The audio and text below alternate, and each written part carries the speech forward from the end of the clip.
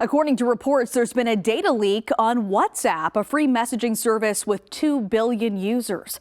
The news comes as more details emerge from a Twitter data breach earlier this year, information that is now allegedly available on a hacker forum. Manisa Danabalan joins us live with the latest. So Manisa, WhatsApp seems to be denying the allegations tonight. That's right, Nicole. According to reports, the spokesperson for the platform, which is owned by Meta, says there's no evidence that there's a leak at WhatsApp. The alleged data leak impacts nearly 500 million WhatsApp users with their phone numbers on sale on the dark web, according to Cyber News. In the report, they mentioned that an ad posted on a hacking community forum claimed that the 2022 database of 487 million users were being sold. It allegedly contained user data from 84 countries, including the United States. Daniel Thanos from Arctic Wolf Labs says he's not entirely surprised. As we know with Twitter, there have already been many breaches. As we know with Meta, there's already been many breaches. They were just recently fined today at $100 million as well for data privacy breaches. James Lewis from the Center for Strategic and International Studies says a breach isn't uncommon, but there is a chance that this claim could be fake. Remember, cyber criminals also prey on each other.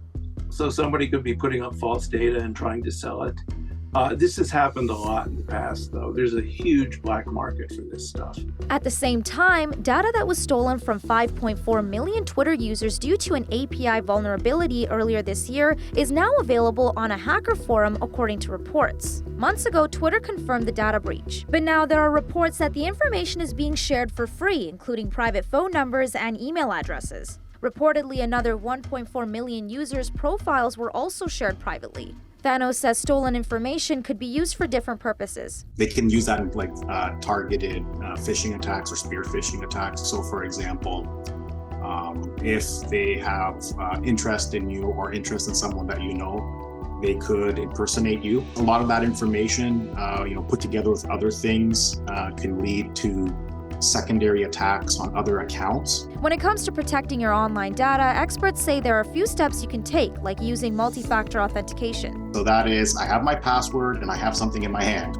Assume everything going into those platforms is public. So if you're communicating private information there or any personal information like social security numbers or any other thing that you wouldn't want to be on the front page the next day, stop doing it. If you're getting a message, and you're directly to your WhatsApp, and someone's asking you, funny questions, those are messages you should just block. If your phone provider, and I think Rogers does this, gives you a spam filter option, use the spam filter to start blocking out what could be a lot of spam phone calls. And in cases when your online data is compromised, get in contact with the organization that breached your information and find out what they're going to do to protect you. Because sometimes, depending on the nature of information that's been breached, again, if it's information that can quickly turn into ID theft, they are obligated to provide you protection as well. Putting extra controls on your credit and changing passwords is also something that is recommended. By the way,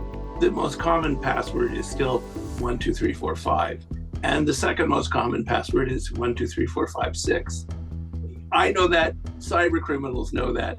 Grow up, get a real password. Thanos says to wait and see what Meta and WhatsApp says and what kind of information is out before making any decisions.